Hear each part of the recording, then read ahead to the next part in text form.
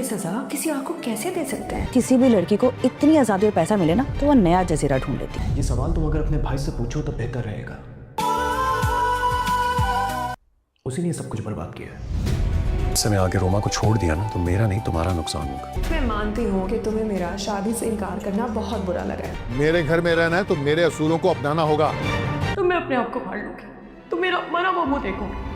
लेकिन इसका मतलब ये तो नहीं है ना कि हमारा ताल्लुक खत्म हो जाए। आज से तुम्हारे लिए हम मर गए और हमारे लिए तुम मर गए। स्वागत है। आज हम ड्रामे के अगले एपिसोड में होने वाली दिलचस्प घटनाओं के बारे में बात करेंगे।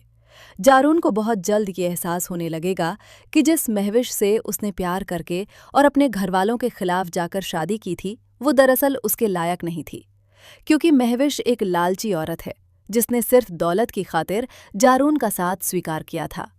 ऐसे रिश्ते जो केवल स्वार्थ पर टिके हों वे ज्यादा समय तक मजबूत नहीं रह सकते। जारून जो कभी महविश की खूबसूरती का दीवाना बन चुका था अब खाली हाथ रह जाएगा, लेकिन इस मुश्किल समय में भी उसे महविश की तरफ से न प्यार मिलेगा और ना ही वफादारी। महविश को सिर्फ अपनी शॉपिंग, घूमने फिरने और खाने पीने की चिंता होगी। जैसे ही वो जारून की खाली जेगी देखेगी वो उसे ताने देना और उसकी बेइज्जती करना शुरू कर देगी। धीरे धीरे महविश भी ये समझने लगेगी कि अब जारून से उसे कुछ हासिल नहीं हो सकता, इसलिए वो एक बार फिर अयान की तरफ आकर्षित होने लगेगी।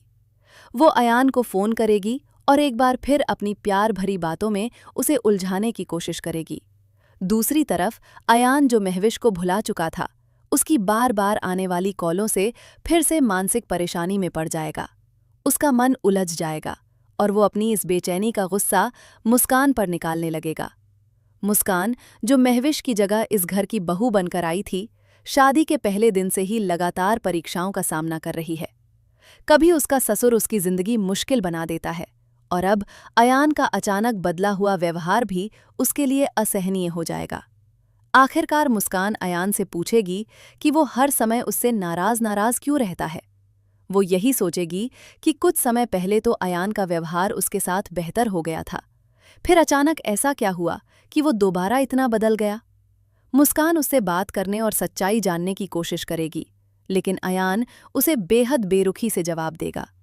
ये रवैया मुस्कान को अंदर तक चोट पहुंचाएगा। वो गुस्से में कहेगी कि जब से वो इस घर में शादी करके आई है एक के बाद एक मुश्किल उसके नसीब में आ गई है और इस घर में कोई भी उससे प्यार या सम्मान से बात नहीं करता। मुस्कान की ये बात सुनकर अयान भी गुस्से में आ जाएगा और वहीं खड़े खड़े उसे घर छोड़ देने के लिए कह देगा।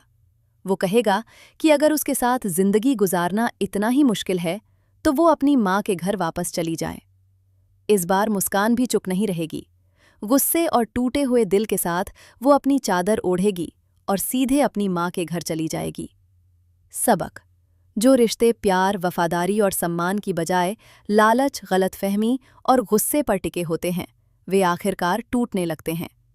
एक मजबूत रिश्ता हमेशा सच्चाई, भरोसे और एक दूसरे की कद्र करने से ही कायम रहता है।